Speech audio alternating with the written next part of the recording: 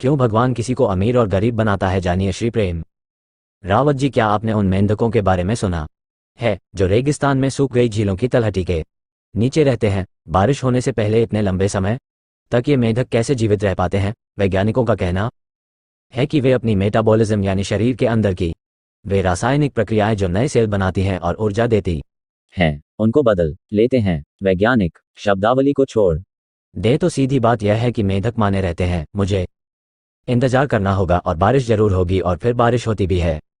केवल इस चीज से आप पा सकते हैं दिव्य ज्योति के साथ शांति व परम सुख। यही है असली समझ। लोगों को नहीं मालूम कि हमारा जीवन रेगिस्तान इसलिए है क्योंकि यहाँ बारिश नहीं हो रही। हम सोचते हैं विधि का विधान है। लोग कहते हैं भगवान किसी को अमीर बनाता है, किसी को गरीब। क्यों कोई आपको ये कहे कि मैं आपको 10 लाख रुपए देने को तैयार हूं, पर आपकी गर्दन काटनी पड़ेगी, तो क्या आप 10 लाख लेंगे और गर्दन कटवाएंगे? अगर गर्दन कटानी पड़े तो आपको 10 लाख का क्या फायदा होगा? तो 10 लाख रुपये से ज्यादा कीमती चीज तुम्हारे पास है, वैसे ही जैसे उस धनवान के पास उसके लिए भी 10 लाख रुपए से ज्यादा कीमती उसकी गर्दन है। फिर भी आप यही सोचते हैं कि अमुक सुखी है क्योंकि वह धनवान है। हकीकत यह है कि सबके पास आनंद का भंडार समान रूप से भरा हुआ है, पर हम इस बात से अनजान हैं।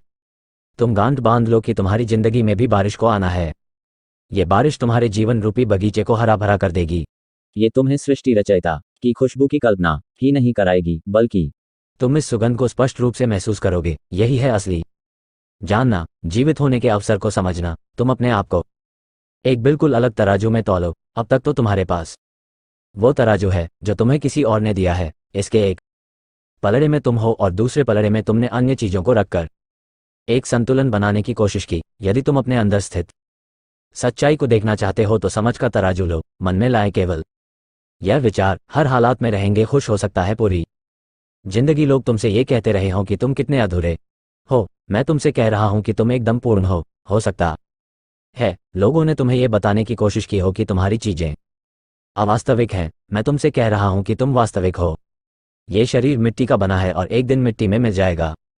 इस बारे में किसी को सोचना भी अच्छा नहीं लगता, परंतु यह मुझे सच्चाई की याद दिलाता है। सांस अंदर आ रही है और बाहर जा रही है। सांस की यह बारिश अपनी इस देह पर बिना रुके लगातार हो रही है। मेरी सलाह है कि जीवन के बगीचे में उन बीजों को बो दो और उन्हें हृदय के फूलों के रूप में खिलते व विकसित होते हुए देखो। एक दिन आएगा जब सांसों की यह बारिश बंद हो जाएगी। उस समय के आने के पहले ही अपनी समझ व स्पष्टता के बीजों को बो दो, और जब इस जीवन रूपी देह रूपी मिट्टी पर सांस रूपी बारिश गिरना बंद हो जाती है तो ये पुनः एक रेगिस्तान बन जाता है। Thank you for watching this video.